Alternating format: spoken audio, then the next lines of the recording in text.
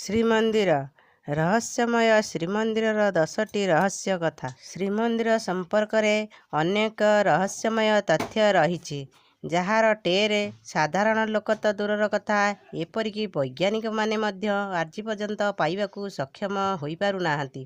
ଶ୍ରୀମନ୍ଦିର ଚୂଡ଼ା ଦେଶରେ ରହିଛି ନୀଳଚକ୍ର। ପୁରୀ ବଡ଼ଦାଣ୍ଡରୁ ଶ୍ରୀମନ୍ଦିର ଶୀର୍ଷର ଉଚ୍ଚତା ହେଉଛି 214 ଫୁଟ 8 ଇଞ୍ଚ।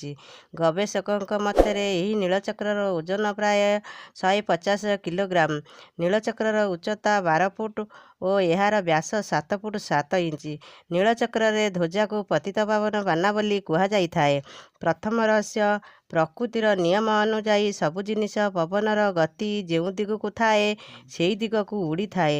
ମାତ୍ର ପତିତପାବନ ବାନା ପବନ ଗତିର ବିପରୀତ ଦିଗକୁ ଉଡ଼େ। ଦ୍ୱିତୀୟ ରହସ୍ୟ, ଦିନ କିମ୍ବା ରାତି କେତେବେଳେ ପକ୍ଷୀ ଅଥବା ଉଡ଼ାଜାହାଜ ଏହି ମନ୍ଦିର ଉପରେ ଉଡ଼େ ନାହିଁ। ତୃତୀୟ ରହସ୍ୟ, ପୁରୀର ଯେକୌଣସି ସ୍ଥାନରେ ନୀଳଚକ୍ର ଆଡ଼କୁ ମୁହଁ କରି ଠିଆ ହେଲେ ଏହି ନୀଳଚକ୍ରଟି ଆପଣଙ୍କ ସାମ୍ନାରେ ମୁହଁ କରିଥିବା ଭଳି ଦେଖାଯାଇଥାଏ।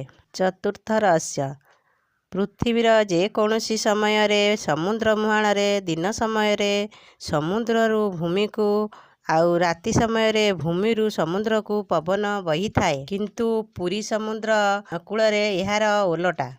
ପଞ୍ଚମ ରହସ୍ୟ, ମନ୍ଦିରର ମୁଖ୍ୟଦ୍ୱାର, ଯାହାକୁ ସିଂହଦ୍ୱାର କୁହାଯାଏ। ଯେତେବେଳେ ଆପଣ ସିଂହଦ୍ୱାର ଭିତରକୁ ପ୍ରବେଶ କରିବେ ସେତେବେଳେ ସମୁଦ୍ରର ଗର୍ଜନ ଶୁଣାଯିବ ନାହିଁ, କିନ୍ତୁ ପୁରୀର ଅନ୍ୟ ଜାଗାରେ ଛିଡ଼ା ହେଲେ ଆପଣ ଏହି ଧ୍ୱନି ଶୁଣିପାରିବେ। ଷଷ୍ଠ ରହସ୍ୟ, ପୁରୀ ମନ୍ଦିରରେ ବର୍ଷ ସାରା ଗୋଟିଏ ପରିମାଣର ରୋଷେଇ କରାଯାଇଥାଏ। କେବେ ବି ଏହି ମହାପ୍ରସାଦ ବଳେନି କି ନିଅଣ୍ଟ ବି ହୁଏ ନାହିଁ। ଚାହେ ହଜାର ସଂଖ୍ୟାରେ ଅଥବା ଲକ୍ଷ ସଂଖ୍ୟାରେ ଲୋକେ ଆସନ୍ତୁ, ନା କେବେ ବଳିଛି ନା କେବେ ନିଅଣ୍ଟ ହୋଇଛି। ସପ୍ତମ ରହସ୍ୟ, ରୋଷେଇ ଘରେ ପ୍ରାୟ 500ରୁ 600 ସୂପକାର ଓ 200 ସେମାନଙ୍କ ସହଯୋଗୀ କାମ କରନ୍ତି। ରୋଷେଇଶାଳରେ ପ୍ରସାଦ ତିଆରି କରିବା ପାଇଁ 7ଟି ମାଟିର ପାତ୍ରକୁ ଗୋଟିଏ ଉପରେ ଗୋଟିଏ ରଖି ଗୋଟିଏ ଚୁଲିରେ ବସାଯାଇଥାଏ।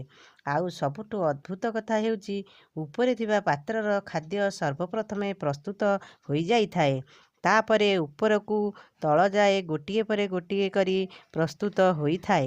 ଅଷ୍ଟମ ରହସ୍ୟ, ସିଂହଦ୍ୱାର ସାମ୍ନାରେ ଥିବା ମୁଗୁନି ପଥରରେ ନିର୍ମିତ 34 ଫୁଟ ଉଚ୍ଚତାର ଅରୁଣ ସ୍ତମ୍ଭର ଛାଇ ଦିନ ସମୟରେ ଅଦୃଶ୍ୟ ହୋଇ ରହିଥାଏ।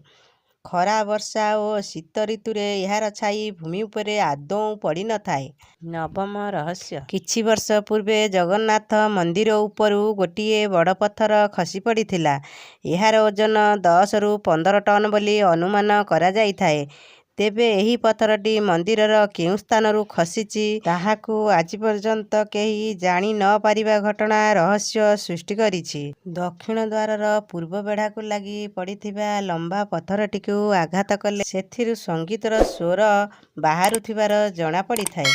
ଦଶମ ରହସ୍ୟ, ଶ୍ରୀମନ୍ଦିରର ପରିସରରେ ବାମ ପଟେ ଏକ ବଟବୃକ୍ଷ ରହିଛି। ଏହି ବୃକ୍ଷଟି ପୁରାତନ କାଳରୁ ରହିଥିବା କୁହାଯାଇଛି।